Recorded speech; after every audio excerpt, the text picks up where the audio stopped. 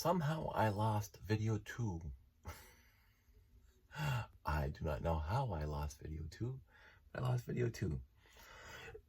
So this is filmed after video 5. And when I went back to upload and check out my videos, it said video 2 crashed somehow, and I had already deleted it off my phone. So, that was fun. So, I think I had talked about the sales, the garage sale, and the auction recap. Sold almost everything in the garage sale and donated something to the auction. I donated the space shuttle that didn't sell in the auction, in the garage sale, which is perfectly fine because I didn't want to bring it home. I treated the garage sale like a garage sale. I don't want it anymore, and I want it gone. But I think I was about ready to talk about the appreciation tokens and how I am, I think, yeah, in that video I talked about the appreciation tokens and how my imposter syndrome says that I really didn't deserve it, any of it, but I have to get past that and appreciate this humbly and with much appreciation, because they're called appreciation tokens. And I got a few this show, which was spectacularly appreciated. So I put them all on this. Before the last video, I just held up one at a time. So, but I had already mounted them for the next videos. So I think this is going to be a nice little video here. Well, I'll hold them up here. I know who made some of them.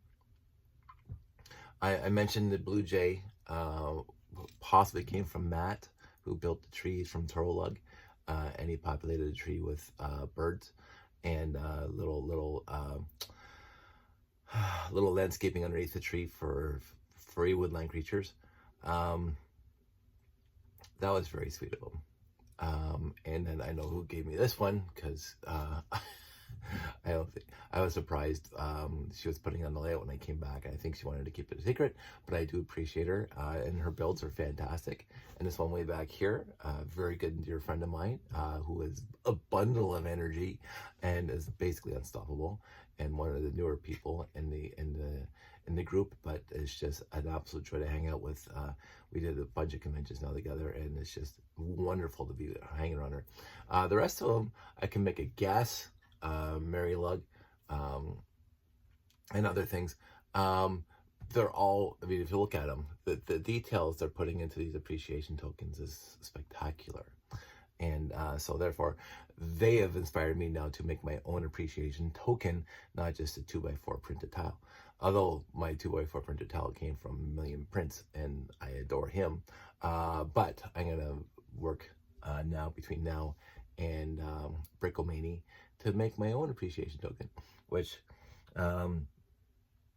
in my head, what I have in mind will not surprise anybody when they see it.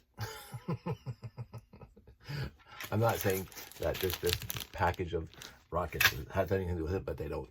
I did not even consider putting these rockets in, but it'll be something. Somehow I'm the classic space guy. I can't figure out why I am now the classic space guy. So, but appreciation tokens are one of those things that started. There is a history of them. 2012, I think they first started at probably Brick World Chicago, somewhere, and a very, very huge member of the community, well known, started it, and blah blah blah, and it caught on as it should have, and now everybody does it because it is awesome. It is from fellow fans to fellow fans.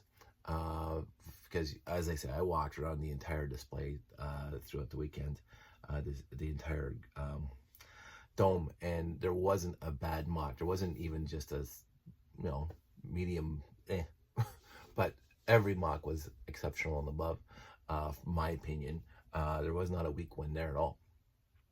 And if I had the ability, I would put appreciation tokens on all of them. But that kind of defeats the purpose of appreciation tokens. I'm not sure if there's some provisos and or rules amongst appreciation tokens. the general idea is that you would put an appreciation token on a build that impressed you because of whatever criteria you want to use, whether it was an MPU, nice parts usage, or you didn't, or you impressed by the details, whatever it is. And so I think it's on an individual basis where you make your own determination as to what you're going to put an appreciation token on. And so I got these because my fellow builders out there in the world during this weekend appreciated my layout. I've been talking about these, and of course I'm recording this after I uploaded parts 3, 4, and 5, but I'm going to be uploading it at 2, so you're going to get a little confused because I'm talking about stuff I've already talked about in later videos. I am my own worst critic of my layout, and that's just what it is. I am my own worst critic. Really quick, Jeff was going to put an appreciation token on my layout, but I already have his appreciation token built into my layout because Jeff has contributed to my layout and was the two of us started of Space Layout back in 2006, 2007. So he did ask because he knows I have one too. So a third one would be like, Jeff, I love you. I don't, we both love each other. I mentioned this before. Jeff and Jeannie are my 2 favorite builders of all time. So they know how much I appreciate them, and I believe I know how much they appreciate me. So I did not need one from Jeff, but because I already had to. But I am my own worst critic. I do struggle sometimes with very much this imposter syndrome, which in my view, probably not the dictionary definition, I do not feel worthy enough to be in the auspices of all the other builders on the floor. So, but everybody else says like, yeah, Dave, like this is clearly a worthy build. And so I have to set my mind to be not as hard on myself for the flaws that I see in my layout. Because when I walk around, I don't see flaws in anybody else's. And I can almost guarantee the builders themselves, see flaws in their stuff. So this is who we all are. I mean, quote unquote, there's always room for improvement, but I should accept, and I do accept, their love of my layout by giving me the tokens of appreciation that really shows that they appreciate my layout. And so I with really humble, with much humbleness and appreciation, I accept these appreciation tokens. The other thing is, like, what do people do with them? Well, what I'm doing with them is I got my appreciation tokens from previous shows here, and so now I have that one there, and I'm just going to keep them together. I'm just going to keep them. I don't want to bring them to future shows. See, this is my head. This is me overthinking literally everything in my life. I don't want to show off. I never wanted to be, hey, look at me, look how great I am. I've never been that guy. I've never been, hey, like not worship, but really appreciate me because like, look how great I am. I've never been great. I've always been happy with who I am, but for myself, and nobody else ever had to be. That's kind of how I ran my whole life. I'm going to do what I'm going to do. I'm going to build what I'm going to build. I'm going to throw it out there because I want to throw it out there. And like-minded people, like the video, like again, I mentioned this in an older video that you probably already saw. I've celebrated my 19th anniversary. Oh, was it 19? Yeah. I started a year and a half after YouTube started. On YouTube, and I have 1,200 subscribers, and that's literally perfect for me. Other people have come up to me and say, hey Dave, like, why don't you work harder at getting more subscribers? I don't want more subscribers unless they want to be here. and I like making the content that I make, and therefore I'm not going to change my ways to be fake. I don't want to use the word fake. to be different enough that would become more mainstream. Let's put it that way. Not fake, but different enough to become more mainstream to engage with more subscribers. Because that doesn't, if you want to be here, be here. If you don't want to be here, don't be here. It's as simple as that. That's how I've conducted my entire life. And one of the greatest things that I'm very proud of to this date at 58, that overall through my entire conscious life, going right back to nursery school, I've managed to be myself. That's point one. But I managed to attract 99.999% of the people that have interfaced with my life, that I wanted to interface with my life, have been wonderfully decent, salt of the earth, wonderful people. I think I said wonderful twice, but it doesn't matter. Just kind and fun and decent and beautiful and caring and compassionate and blah blah blah. There's not enough adjectives in the world to describe all the people that have wanted to be around me my entire life, for the grade school and high school and college, and after my group of friends, my dive partners, blah blah blah, and going off to even Redeemer and all the other things I've ever done. Just the way I walk through my life, it seems that like-minded people, not even necessarily like-minded people, because I like different people, different way of people think differently than I do, but people who want to be around me have been sincere and wonderful, and that's what I really, really appreciate about my life. And I don't know how that happened. I really, truly do not know how that happened, but I'm very blessed and thankful that it did. I've never been with people that have peer pressured me to do anything I didn't want to do. I've never been with people who have been malcontents or ne'er-do-wells, illegal people, at least not around me. I mean, what they do without me around is none of my business. I've been with like-minded people for my morals and my ideas about society, even if we're on polar opposites on the political spectrum. That never bothered me. I've never said, just because you are on that side of the aisle, I'm not going to talk to you. It's how they present themselves to me. So I've never had a problem with that in my life with the friends that I have. There are other people that, when we have political differences, that make a big deal about our political differences, and I don't want to talk to you. If you want to make the personal about politics, then you go over there. I don't need it. But that doesn't usually happen. I've known staunch Republicans in the States. One of my very good friends on LugNet is a libertarian.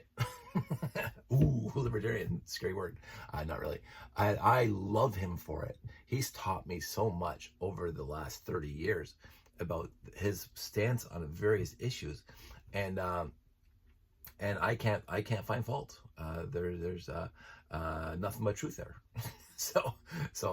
But I'm also, I've met people that are left of Egg Bigley Jr., who saved the whale, saved the planet, saved the environment, tax everybody as much as possible.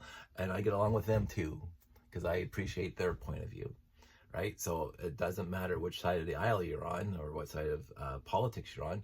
But if you do exude or exhibit or think and project malcontentness towards your fellow person, I'm not going to hang around you. I'm just not. And I'm going to go over there. And you can go over there. I'm not going to, you should change your ways. No, I'm not going to tell you to change your ways. But anyway, that's a whole tangent to get to the point where I've been extremely blessed through my entire walk with the people who decided to walk with me. And some veer off and move away or have their own family and they don't have time and whatever. And that's perfectly acceptable too. Right? So, but I found other people, especially at Lego shows. One of the reasons why I love Lego shows, and one of my best reasons for Lego shows, and when I love going to Lego shows, is the people that are there. Full stop. I do Lego shows for the people. I don't do Lego shows for the swag. I don't do Lego shows for the recognition. I don't do Lego shows for anything else besides hanging around beautiful people for a weekend. So, and people, I can just sit in a chair, and I talked to Justin yesterday, and it's just, he's a good and dear friend, and just sit with him and talk to him.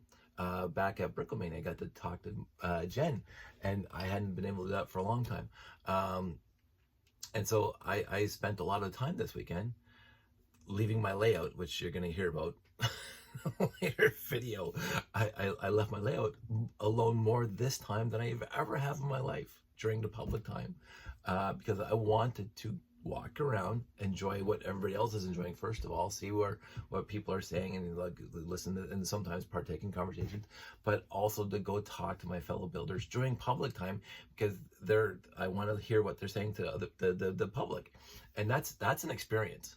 I will say that, because during the private time, you get to spend all your time together and talk, blah, blah, blah, catch up with the kids, catch up with the job, check, whatever. But during public time, they're talking to the audience, they're talking to the public people, and that's a completely different conversation, because they are talking about the details of their layout that I would not talk to them about during the private time. So I would walk over to Callum's plane, as an example, and Callum is sitting there with his floor, standing there with his plane, and people walk up, and it's basically rivet counting, except for the planes, and they start talking about, and Callum's talking about this and why this is a 747-400 or to be whatever I don't know the nomenclature, but I'm there absorbing the conversation and appreciation of the effort that Callum.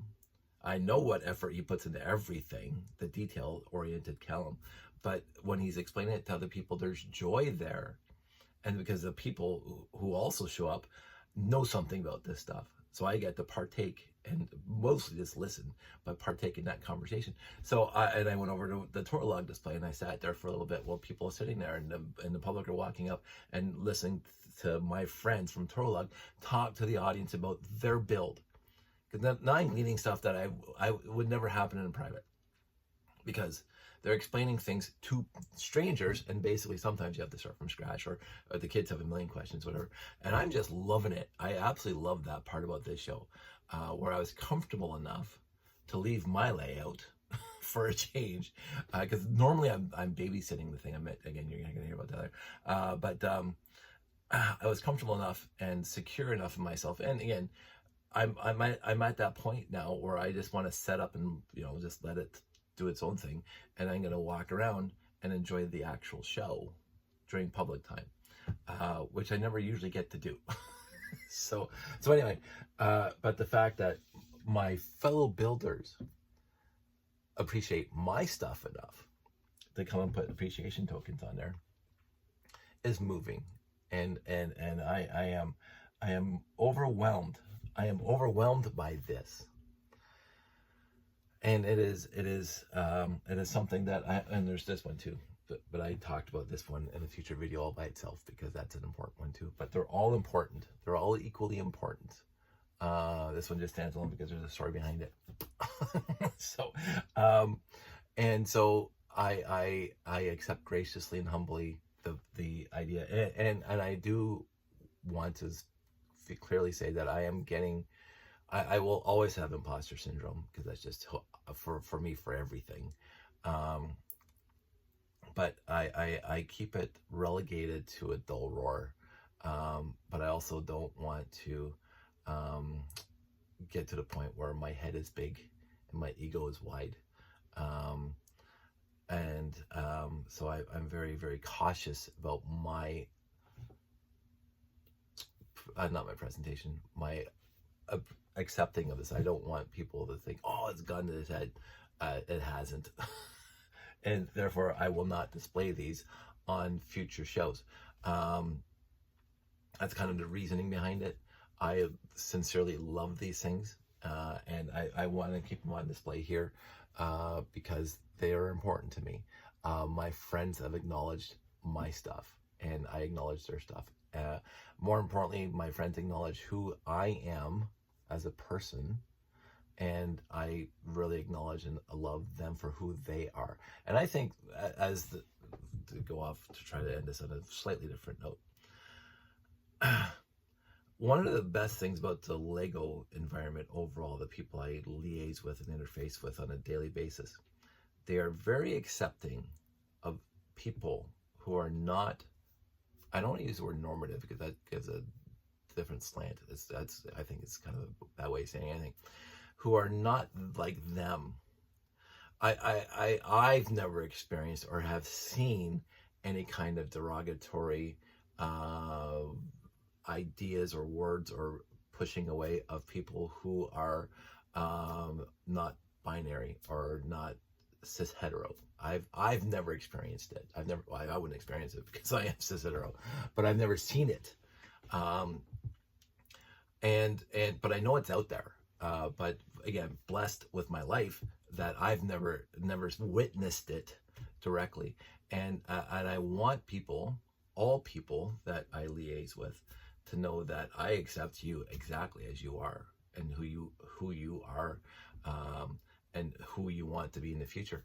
And I've done that my entire life, because who am I to stand out in the way of you being you? I've got to be me. I was allowed to be me my entire life. Like, really. And this is, again, the blessed part. This yippee Lego building freak all these years. Without, besides the crappy ass neighbors, nobody's ever said you can't do that because whatever. And as a cis hetero white guy, I am seeing the privilege I have with that, and I want to tell the people who are not cis hetero white people that around me you have exactly the same privilege that I have. I will never ever depreciate and demean and degrade you. You are wonderful. You are beautiful for who you are. So that's how I'm going to end this one. I didn't end this one that way last time. That's how I'm going to end this one. And this is very, very appreciated. And I will strive. I guess that's not the right word. I will continue doing shows and talk to all my friends out there in the world, and appreciate who they are. So, but stay tuned, because I am going to make my own appreciation token. I have to order some parts for it because I don't have all the parts I need for it. And I have a plan and a design in my head. I don't know how it's going to work in the real world. But thank you so much for a wonderful show. Thank you so much for the acknowledgement. And I will talk to you guys soon.